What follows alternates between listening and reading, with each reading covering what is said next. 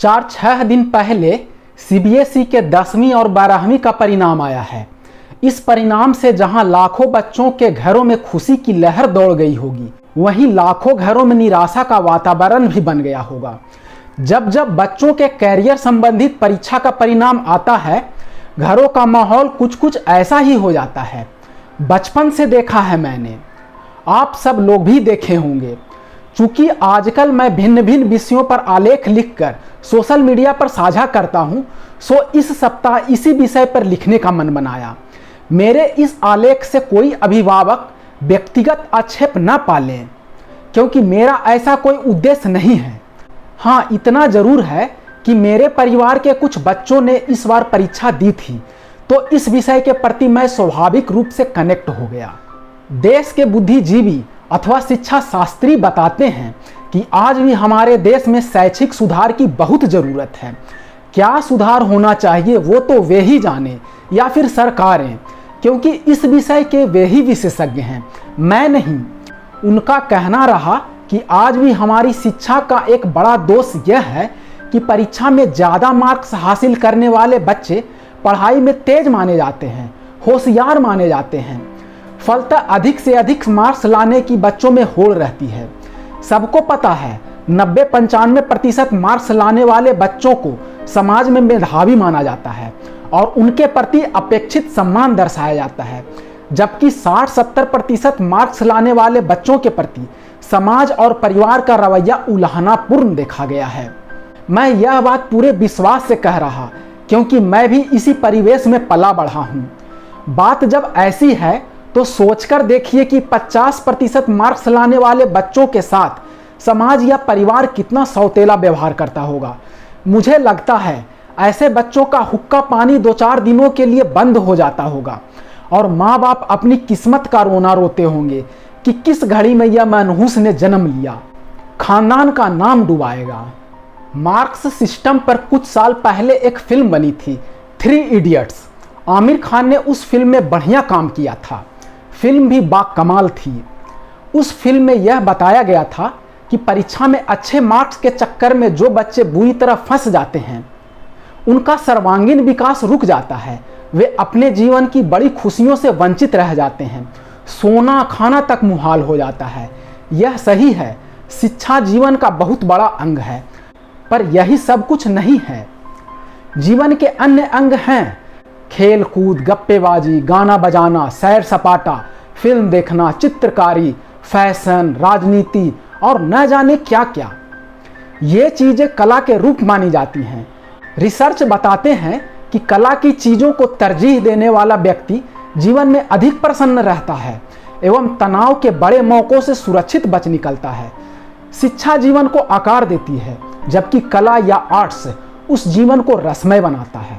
शिक्षा जीवन रूपी आम को पकाता जरूर है, पर आर्ट्स उसी पके आम में रस भरने का काम करता है। अगर रस ना हो तो स्वाद कहां से आएगा। अधिकतर अभिभावकों का ख्याल है कि उनके बच्चे 10वीं 12वीं में अधिक से अधिक मार्क्स लाएं, ताकि उनको डॉक्टर, इंजीनियर या फिर अधिकारी बनवाया जा सके। उनका मानना है कि यही तो पढ़ने की उम्र होती है। अभी 5-10 साल टूट कर पढ़ाई कर लेंगे तो आगे का करियर उनका उज्जवल रहेगा। इस सोच में बच्चों को अन्य गतिविधियों से काटकर पढ़ाई की तरफ एवं अधिकाधिक मार्क्स लाने की होड़ में झोंक देते हैं। जिन चीज़ों को जीवन में स्थापित करने की जो सही उम्र है, वह यदि निकल जाए तो आगे चलकर उसे जीवन में पाना पक्के घड़े पर मिट्टी चढ़ाने के समान है। यह मैं नहीं, महात्मा गांधी ने कहा था। उन्होंने अपनी जीवनी में लिखा है कि उन्होंने अपने बच्चों को बहुत ज़्यादा उच्च शिक्षित नहीं बनाया। इस बात का मलाल बच्चों को ताउम्र रहा था, लेकिन गांधी जी कहते हैं कि उन्होंने अपने बच्चों को अपने पास रखकर नैतिक शिक्षा तथा दुनियादारी की बातों को समझने पर पर्याप्त ध्यान दिया था, जिसके चलते बच्चे गुणवत्तापूर्ण जीवन जी सके एवं समाज सेवा के क्षेत्र में अपने साथ के बच्चों से हर कदम पर बेहतर साबित हुए, जो किताबी ज्ञान में उनसे अधिक दक्ष थे। अभिभावकों को ऐसा लगता है कि एक बार उनके बच्चे सेट हो जाएं, डॉक्टर, इंजीनियर, अधिकारी बन जाएं, घोड़े गाड़ी हो जाए, घर मकान, नौकर चाकर हो जाए, तो वे अपने जीवन में खुश रहेंगे। कुछ कुछ ऐसा है भी और नहीं भी। समाज के बुद्धिजीवियों ने अपने जीवन के अनुभव पर यह बतलाया है कि केवल भौतिक संसाधनों को जुटाकर जीवन में खुशी हासिल नहीं की जा सकती। अगर ऐसा होता तो जो जितना संसाधन संपन्न है, पैसे वाला है, वह उतना खुश होता। मगर हर जगह ऐसा नहीं होता। अभिभावकों का और नहीं तो इतना दोष जरूर जाता है कि कच्ची उम्र में ही वे अपने बच्चों को पढ़ाई तथा मार्क्स के बोझ के नीचे दाब देते हैं। पढ़ाई के लिए प्रेरित करना सही बात है, पर हर बच्चे की एक नैसर्गिक खूबी होती है। हर बच्चे का अलग डीएनए होता है, अलग मिजाज होता है। कोई बच्चा पढ़ने में रुचि लेता है, कोई खेलने में, कोई शरारत में, कोई गाने बजाने में, कोई चित्र बनाने में, तो कोई आसमान को निहारकर चांद तक पहुंचने में।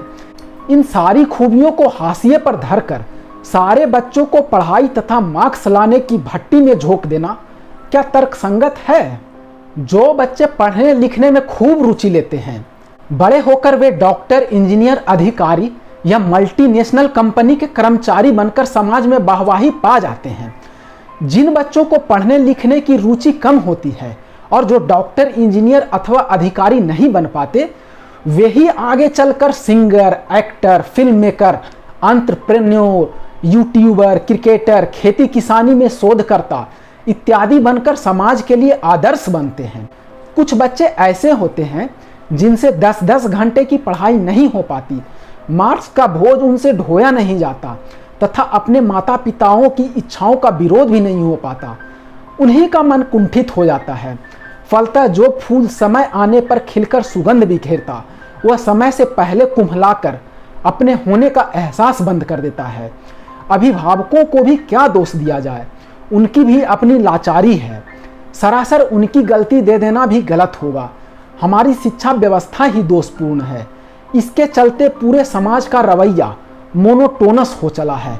जिस आजीविका पर भारत की 60% आबादी आज भी निर्भर है, उसमें पढ़ा लिखा कोई नौजवान अपना कैरियर नहीं तलाशता, और तलाशेगा भी क्यों? इसमें मेहनत ज़्यादा है और फायदा न के बराबर, सम्मान तो ढेले भर का भी नहीं है। इसके लिए हमारी राजनीति तथा राजनेताओं की सोची समझी कुबुद्धि जिम्मेदार है। आज़ादी मिलने के उपरांत हमारे राष्ट्रवादी नेताओं ने लंबे समय के लिए कुल बजट का 10% हिस्सा शिक्षा पर खर्च करने का सुझाव दिया था। यह इसलिए कि भारत लंबे समय तक पराधीन रहा था। साम्राज्यवादी शासन के चलते यहाँ निरक्षरता एवं गरीबी बहुत व्यापक तथा निचले स्तर तक घुस चुकी थी। ऐसा माना गया था कि शिक्षा में 10% बजट ईमानदारी से व्यय करने से भारत की निरक्षरता एवं गरीबी दूर करने में तेजी से मदद मिलेगी। लेकिन कुछ वर्षों बाद ही उस सुझाव को ताखे पर रखकर शिक्षा बजट को कम कर दिया गया, जो आज तक जारी है। सरकारें कोई भी हो, शिक्षा को सुधारने में उनकी कोई दिलचस्पी नहीं है। इससे तुरंत वोट बैंक तैयार नहीं होता। उल्टे खतरा दिखता है कि जब लोग शिक्षित हो जाएंगे तो अपने अधिकार जान जाएंगे और लंबे समय तक उनको बरगलाया नहीं जा सकेगा। तो शिक्षा को ही रुग्ण बनाकर रखा जाए और अपनी कुर्सी सलामत रहे। इस सोच ने शिक्षा में कोई क्रांतिकारी परिवर्तन नहीं होने दिया और रोजगार के नए साधन अवरुद्ध हो गए। वर्षों से रोजगार के जो परंपरागत साधन चले आ रहे हैं तथा समाज में जो प्रतिष्ठित हैं, जैसे डॉक्टर, इंजीनियर, प्रशासनिक अधिकारी, बड़ी कंपनी में कर्मचारी, उन्हीं को पाने में समाज में मारामारी है और इसी का बेवजह दबाव पड़ता है कमसिन बच्चों पर। व्यवस्था जाने कब सुधरेगी, पढ़ाई लिखाई तनाव विहीन कब होगा, रोजगार के खूब साधन कब खुलेंगे, ये तो मैं नहीं बता सकता। लेकिन तब तक अभिभावकों के कंधों पर जिम्मेदारी है कि वे अपने नौनिहालों को मार्क्स के बोझ से बचाकर रखें। पोस्ट जरा लंबा हो चला है, अतः खत्म करने से पहले एक शेर सुनते जाइए। शेर अच्छा है। किसी शायर ने फरमाया है, लीक लीक तीनों चले कायर कूत कपूत, बिना लीक तीनों चले शायर सिंह सपूत। इसका अर्थ भी समझा देता हूँ। लीक कहते हैं बने बनाए रास्ते को और कूत कहते हैं नापने वाली चीजों को। तो कायर, कूत और कपूत सदा बने बनाए रास्तों पर आगे बढ़ता है, उनमें अपना रास्ता बनाने का साहस नहीं होता है। जबकि शायर, जंगल का राजा सिंह तथा सपूत जीवन में अपना रास्ता स्वयं बनाता है। जब किसी का बच्चा डॉक्टर, इंजीनियर, कलेक्टर आदि बनने के रास्ते पर लड़खड़ाने लगे तो मानकर चलिए कि वह सपूत बनने की राह पर है, वह कपूत बनने की राह पर नहीं है। वह अपना रास्ता स्वयं बनाएगा। अगर इस शेर पर यकीन ना हो तो भी मेरे पास एक दूसरा समाधान है, सुन लीजिए। आज बच्चा मार्क्स के बोझ से बचा रहेगा तो डॉक्टर भले न बने, कंपाउंडर या नर्स तो जरूर बनेगा। इंजीनियर न हो सके, बिजली विभाग का कोई मिस्त्री हो ही जाएगा। कलेक्टर बनकर चैम्बर में न बैठ सके, कलेक्टर ऑफिस में टाइपिस्ट तो बन ही जाएगा। इन निचले पदों पर काम करने वाले लोग पहले भी खुशी खुशी जीवन गुजारते थे और आगे भी गुजारेंगे, लेकिन मार्क्स के बोझ से बच्चों का आज तनावपूर्ण कर देना कहां तक सही है। जय हिंद।